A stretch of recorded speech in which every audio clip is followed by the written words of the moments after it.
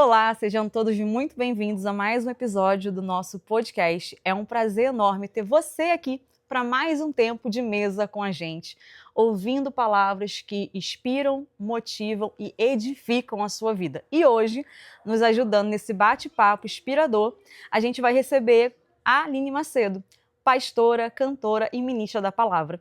E a gente vai ter aí um tempo muito gostoso ouvindo as experiências da Aline com Deus. Então, seja muito bem-vinda, Aline. Se apresenta para o pessoal, fique à vontade. Gente, eu quero agradecer primeiramente, né, pelo convite de estar aqui. Um prazer. Sou a Aline Macedo, cantora, pastora, mãe de 3 filhos, né? Somos ali da Assembleia de Deus em Missões Palavras Vivas em Campo Grande e fica ali na Zona Oeste. Inclusive, se você, né, morar ali nas proximidades, você é muito bem convidado para estarmos ali nos cultos. Campo Grande, Rio de Janeiro. Então, Isso. se você é do Rio de Janeiro e estiver ali por perto, apareça, assista um culto, participe. Eu tenho certeza que Deus vai falar ao seu coração. Com certeza. Aline, conta pra gente um pouquinho de como foi a sua conversão e como você conheceu a Cristo. Em que momento você teve esse start, opa, é isso que eu quero pra minha vida, é com esse Deus maravilhoso que eu quero viver. Como é que foi pra você? Como você conheceu a Cristo? Conta um pouquinho pra gente da sua história. Então, aproximadamente 19, 20 anos atrás, eu tive encontro com Cristo dentro do meu lar. Porque eu já ouvia, né, falar de Jesus, porque a minha mãe foi criada no Evangelho, mas se afastou um período. Minha avó, né, ela era evangélica, e sempre quando eu ia até a minha avó, ia na casa dela, eu via sempre a minha avó orando. Então, sempre tive ela como, né, referência na minha vida, sempre vi ela lendo Bíblia. Sempre quando chegava o Monique, assim, né, machucado com algum dodói que a gente falava, né, quando é criança, aí falava, vó, ora por mim, e a minha avó ia lá e orava. Então, assim, eu sempre tive referência, porém eu não conhecia, né, a Cristo perfeitamente como eu conheço hoje. E a minha conversão foi engraçado porque foi dentro do lar, né? Como é importante a oração no lar, como é importante a visita no lar. E há anos atrás, quando uma pessoa, né, teve um sonho de que havia 3 ovelhas perdidas dentro de uma casa, essa pessoa foi lá, né, essa irmã, essa mulher de Deus foi lá na nossa casa fazer uma oração. E naquele momento ali daquela oração, né, eu senti o desejo de entregar a minha vida para Cristo. E foi assim tão maravilhoso, foi tão assim edificante para minha vida, porque quando aquela mulher orou por mim e eu caí ali, e eu levantei diferente, né? Assim mesmo como eu estava, de shortinho curto, de top, né? Porque eu morava numa favela, eu morava em uma comunidade, as coisas lá, né, a gente sabe como são. Então, quando ela orou por mim, que eu caí, que eu já levantei marchando na presença do Senhor. E tudo na minha vida foi muito rápido, porque depois daquele dia, com um mês mais ou menos, o Senhor me batizou com o Espírito Santo, e eu já tive visões, né? E o Senhor continuou trabalhando na minha vida. E eu digo que como é importante, né, você orar por pessoas, orar por vidas, como é importante a oração no lar. Verdade. E quando você teve essa experiência de você se converter e acontecer tudo muito rápido na sua vida, você falou pra gente no início que você conheceu a Cristo, se converteu dentro de casa com um trabalho, né, que essa irmã foi fazer. Uhum. E o que você acha do evangelismo hoje? A gente ainda tem o evangelismo de porta em porta, na rua. Você ainda vê que essa chama por buscar almas, por fazer o ID, ainda acontece igual antigamente? Porque eu lembro que quando eu era criança, adolescente, Sim. a gente fazia muitas visitas, né? A gente de madrugada ia para o baile falar do amor de Cristo, a gente fazia muita campanha para ir falar com pessoas em situações de rua. Sim. E não sei, né, porque eu acabei de voltar agora para o Brasil, então eu não tenho Sim. muita noção se hoje ainda existem igrejas, pastores, irmãos em Cristo que ainda fazem esse trabalho nas ruas, como Sim. eram feito há anos atrás, ou indo na casa das pessoas evangelizar. Como é que você acha que está esse movimento evangélico nos dias de hoje para buscar alma para Cristo? Olha, Monique, eu acho que tá um pouco escassez, né? Porque antigamente, como você mesmo falou, né, a gente, né, ia para baile. Eu já fui muito para baile, irmãos. Então, assim, Eu ia para o baile e ia para a igreja. Minha conversão foi assim. Eu estava lá num culto, eu estava, né, ali dentro da igreja, mas em algum momento a gente via o carro de som passar, que o baile ia ser, né, em tal lugar, em tal horário, e aí eu ia. E quando a gente ia para o baile, a gente sempre via um grupinho de irmãos, né, evangelizando. E hoje a gente indo, porque eu e meu esposo ainda fazemos esse trabalho, né, meu esposo, o pastor Marcos, inclusive um abraço para você, um beijo. E assim, nós fazíamos muito esse trabalho na comunidade, né? E hoje a gente sente isso, né? Que as pessoas não estão mais evangelizando assiduamente como era. Não se faz mais as orações no lar, né? Fazem ainda, tem pessoas que fazem, né? A café amargo, café espiritual. Mas eu acho que o evangelismo em si, o corpo a corpo, você sentir, né, as almas, você evangelizar, entregar panfleto, isso está em escassez. O café amargo era aquele que a gente ia para casa de uma irmã, fazia a oração de manhã ali, a consagração, e quem bebesse o cafezinho sem açúcar ia ser a próxima. Isso. Gente, quando eu ia, eu ficava assim, ai Jesus, me dê um café açuquinha, com açuquinha. Que a gente sempre recebia as irmãs, tinha que fazer um cafezinho. Sim. Gente, e isso assim é muito engraçado, porque, Monique, eu já fui em lugares, em lares, né, que eu pegava lá meu carro, as irmãs estão me assistindo aí, vão saber. Depois coloca aí nos comentários. Pegava meu carro, enchia o carro de irmãs, de mulheres, e aonde o café amargo caía, a gente tinha que ir. Tinha que ir. Se café amargo caísse em outro bairro, a gente que tinha que ir. Se caísse no outro estado, a gente tinha que arrumar um jeito para poder estar. E assim, quando a gente foi uma vez num lar e não tinha café, você acredita? Porque assim, a gente entra em lares de escassez, em pessoas, né, com situações mais assim, difíceis que é a nossa. Então, assim, é muito importante. E quando a gente entrou nesse lar, eu me recordo que não tinha um pó de café, não tinha nada, irmãos, assim, para poder aquela pessoa nem oferecer ali aquele cafezinho. Porque, assim, é uma confraternização, uma oração, é um culto, mas a pessoa também gosta de fazer um lanchinho, né? De receber, né, a pessoa bem. Receber bem. Então, assim, nesse momento, nesse dia, não tinha. E aí, o que a gente fez? Eu falei, Senhor, me dá uma estratégia, porque não tem o café e a gente vai ter que passar o café amargo. O que a gente fez? Tinha um pouquinho de açúcar. A gente pegou ali, separou os copinhos de café, né? Que seriam de café, mas aí a gente separou uns copinhos de água e em um copo só a gente colocou açúcar. Ou seja, todos os copos sem açúcar e um com açúcar. Quem pegasse o copo de água com açúcar seria o sorteado, né, para a oração ser na próxima casa dessa pessoa. Mudou um pouquinho, né? De Mudou vez um de ser pouquinho. café com café amargo é água com açúcar. Isso. Quem pegar água com açúcar, mas tá deu no certo. próximo. Deu certo, O foi uma importante benção. é que o ID foi feito, o evangelho foi levado, pregado. independente do café ou não. Isso. Porque o café é um simbolismo, né? É um símbolo, né? É. Então, e Cristo vai muito além de qualquer símbolo. Isso. Né? Quando você percebeu que tinha esse chamado ministerial, esse chamado para louvar, esse chamado de pastora, você sentiu? Como é que foi para você? Foi difícil no início? Como foi seu processo? Conta pra gente. A gente quer saber tudo, gente, porque aqui a gente gosta de saber dos detalhes. Conta pra gente. Gente, olha, foi muito difícil, porque assim, quando eu aceitei a Cristo com 16 anos de idade, né, na comunidade de Jacari, eu disse que foi muito rápido, né, a minha vida, mas não foi fácil, porque uma adolescente com 16 anos de idade, que mora numa comunidade, você tem que renunciar muitas das coisas. Então, assim, eu comecei lendo a Bíblia, lendo a palavra, orando, jejuando. Tem consagração na missionária Conceição.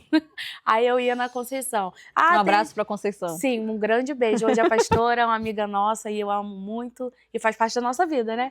Então, assim, tem culto no lar e eu ia. Então, assim, sempre foi muito difícil porque a gente tinha que escolher entre as amizades que a gente tinha, né?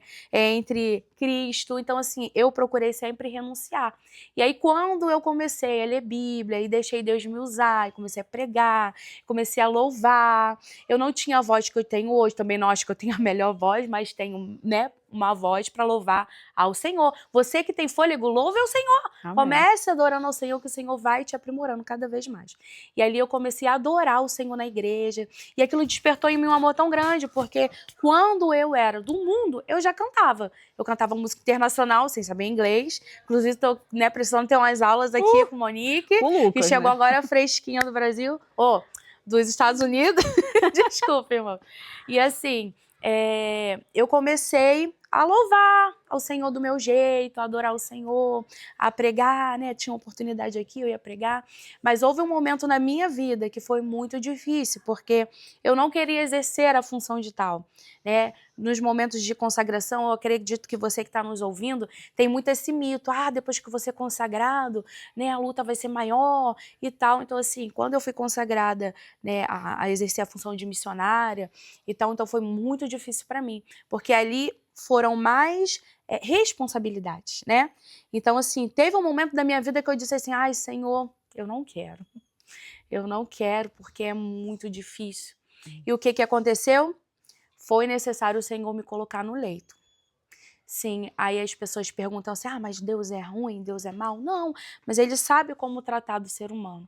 E naquele momento ali, a forma que o Senhor tinha para tratar comigo, para eu exercer, né, a função de tal, o chamado, foi Ele ter permitido, né, acontecer umas lutas na área da minha saúde.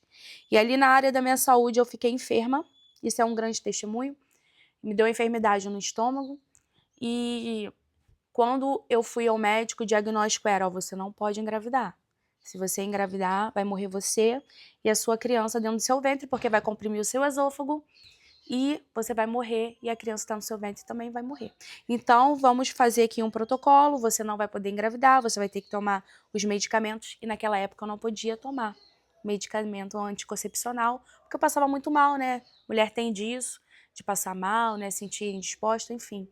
E ali eu tive que parar com os anticoncepcionais. E a minha oração era, Senhor, não deixa eu engravidar, porque vai acontecer alguma coisa, né? A gente fica com o diagnóstico da terra, mas o diagnóstico do céu, ele tem outros planos para nossa vida, né? Glória a Deus. E ali naquele momento, Monique, eu voltando para casa, ali eu comecei a passar mal, eu falei, Senhor, que isso? Tô ficando pior, né, da enfermidade. E ali o Senhor, ele falou comigo assim no meu ouvido, você tá grávida. Aí eu, ai, Jesus, não acredito. E ali eu via que era o trabalhar do Senhor me tratando, me moldando como vaso na mão do oleiro. E ali dentro daquele processo, né, que eu fui subir um monte. Porque quando eu fui na médica e ela me deu esse diagnóstico e eu retornei lá para falar que eu estava grávida, ela decretou a morte na minha vida. Mas aí a última palavra ela vem do Senhor. E eu lembrei das promessas do Senhor, porque a Bíblia diz, né, para a gente trazer à memória tudo aquilo que nos dá esperança. E as promessas do Senhor, o chamado que Ele tem na nossa vida, ela sempre vai nos trazer esperança. Então você que está nos ouvindo, fique com a voz do céu, esquece todas as vozes, ouça a voz do Senhor. E ali, quando eu voltei, fui no monte, orei, né, pessoas foram usadas para mim, para dizer, pessoas que nunca tinham me visto, né, colocou a mão no meu ventre e profetizou que o Senhor estava me curando, a promessa estava de pé e que eu teria mais um filho. E que o filho não seria a menina que eu tanto desejava, porque eu já tinha um Davi na época, né? Que foi o meu primeiro filho. Mas que seria um menino que faria a obra do Senhor desde pequeno. E hoje eu tenho o meu Daniel, que tá lá tocando o pandeirinho dele. Inclusive, você que nos segue, você vai ver momentos ali que o Daniel tá lá no púlpito tocando o pandeirinho dele. Então, o Senhor, ele transforma, né? Aquilo que o homem determina, Deus muda. Né? Porque o Senhor, ele é Deus de promessa, ele é Deus de milagre. E naquele momento, né, que eu entendi, recebi o milagre na minha vida, mesmo com todos os sintomas, mesmo sendo moldada pelo Senhor, por não ter aceitado ainda o chamado que o Senhor tinha na minha vida. Porque às vezes a gente quer do nosso jeito, né? Quer da nossa forma. Eu era aquele tipo de crente, Monique, que ia para a igreja, lia a Bíblia quando queria, orava quando queria, jejuava quando queria e chegava num culto e queria usar a Deus, porque isso é usar a Deus. Você não lê Bíblia, você não ora, você não busca, e você chega no culto, você abre a Bíblia e quer que o Senhor te use. Mas como que o Senhor vai te usar se você não tem intimidade com Ele, né? Não tem E compromisso, ali, não né? tem um compromisso com Ele. Então, assim, foi um preciso. Eu entendo que né, essa luta que eu passei foi um moldar do Senhor, né? O Senhor, Ele me moldou para um chamado maior. E ali, naquele momento, né, na minha gravidez, quando eu peguei ali o papelzinho, né, que tava lá o diagnóstico de que eu estava grávida mesmo do Daniel, eu, assim, tomei posse da minha cura, daquilo que foi me dito lá no monte, né, que o Senhor estava me curando e que o Senhor ia me dar um filho, né, e que as promessas do Senhor iam se cumprir na minha vida. E teve mais, irmãos. Uma irmã que não me conhecia disse também lá que eu escreveria hinos pelas madrugadas e que eu iria gravar o CD. Então, nesse momento de adversidade, que eu estava grávida, gerando, né, o meu milagre, o meu Daniel, e ali eu comecei a escrever hinos, né? E ali eu comecei a ter uma intimidade com o Senhor, qual eu nunca tinha tido, porque Jó, a Bíblia diz, né, que ele conheceu a Deus na sua adversidade, na sua enfermidade. Eu conhecia o Senhor ali, né, na minha adversidade. E hoje eu posso dizer com toda a convicção que eu sirvo a Deus com excelência. E procura cada dia, né? Porque a gente tem sempre um erro, uma falha, né, Monique? Amém. Somos Ninguém é todos humanos, né? perfeito. Mas eu digo para você, como vale a pena a gente entrar no querer de Deus. E ali as promessas se cumpriram na minha vida, tem se cumprido até o dia de hoje, né? E essa foi a minha conversão, e essa foi a parte mais difícil, né, que eu vivenciei para eu exercer a função de missionária e depois chegar ao meu pastorado. E aceitar o chamado. E aceitar Quando o chamado. você começou a contar, né, de como você aceitou o seu chamado, você falou assim, e foi necessário que Deus me colocasse no leito para tratar comigo. Sim, E aí você falou assim, não é porque Deus é ruim, sim, né? Mas é porque Ele sabe como tratar cada pessoa. sim. E aí você contando, eu lembrei de uma frase que o pessoal coloca muito nas redes sociais, que é assim, o escolhido não tem escolha. Sim. Você acredita nessa frase que o escolhido não tem escolha? Que quando você é escolhido e você não quer obedecer, Deus vai lá e te trata como Jonas e coloca você na barriga do peixe? Sim, Como é que totalmente. o que você falaria para quem tem um chamado? Gente, vocês ouvirem umas vozes de criança, é porque tá cheio de criança na casa. Os babies da gente tá tudo tudo aí, gente. Isso Não daqui repara, é não. assim, podcast da vida real, entendeu? É casa, é família isso é aí. projeto de Deus, então aleluia, Sem não máscara. glorifica ao Senhor, não murmura não, crente, entendeu? Dá glória a Deus e aleluia aí, porque família é isso aí. Se eu te perguntasse, dentre das milhares passagens bíblicas que nós temos, falasse, Aline, um versículo que mais toca no seu coração, qual seria? Salmos 126, né, que vem falando sobre os que semeiam com lágrimas, né, cegarão com alegria. Aquele que leva a preciosa semente, andando e chorando, voltará com alegria, sem dúvida, trazendo seus molhos. Então, aquilo que você plantar, você vai colher.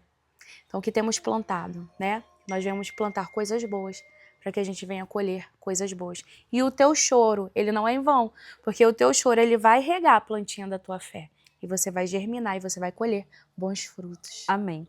Aline, para a gente terminar esse bate-papo maravilhoso, eu vou deixar você encerrar o vídeo e eu gostaria muito que a gente encerrasse fazendo uma oração para quem está nos ouvindo, para quem está nos assistindo, para as pessoas que ficaram com a gente durante esse tempo na mesa. Sim, foi rápido, hein? Para você... A gente vai ter mais. Para você fazer uma oração para as pessoas que estão nos ouvindo. Sim. Você que está aí nos ouvindo em casa, estende a tua mão, né? Levanta as tuas mãos ou põe a mão no teu coração nesse momento. Eu quero dizer para você que ainda há esperança para a árvore que foi cortada.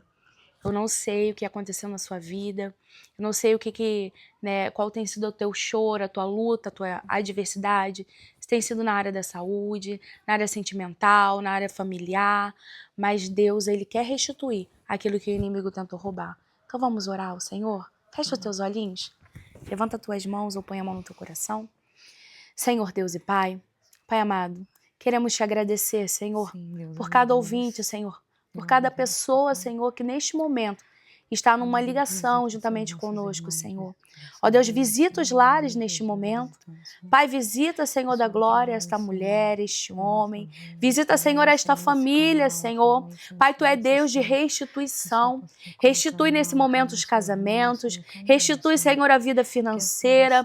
Restitui, meu Senhor da glória, a vida espiritual. Levanta, Pai, aquele que está caído, aquele que está prostrado. Senhor, aquele, meu Pai amado, que o inimigo muitas das vezes tem afligido, Senhor, tem lançado seus dardos, que neste momento o Senhor venha jogar por terra todo o plano e projeto, Senhor, do inimigo, e que o Senhor venha dar vitória, Senhor, para aquele que está nos ouvindo agora, Pai. Eu decreto vida, eu decreto cura, eu decreto libertação, em nome de Jesus. Amém. Amém. Muito obrigada, foi um prazer ter você aqui com a gente. Nossa. Espero que vocês venham mais vezes. Amei, para gente. poder a gente ter mais papos como esse. E que Deus abençoe sua vida, sua casa e seu Sim. ministério em nome Obrigada. de Jesus. Muito obrigada para vocês ficarem até o final, nos assistindo, nos ouvindo. E se você ainda não é inscrito, se inscreve aí no canal, Pode Falar Crente, que nós vamos trazer muitas pessoas para contar testemunhos, palavra para edificar a sua vida e sempre, em nome de Jesus, com uma palavra de Deus para o seu coração. Então, muito obrigada por ficar até o final e bye bye, até o próximo. Deus abençoe vocês. Deus abençoe, gente.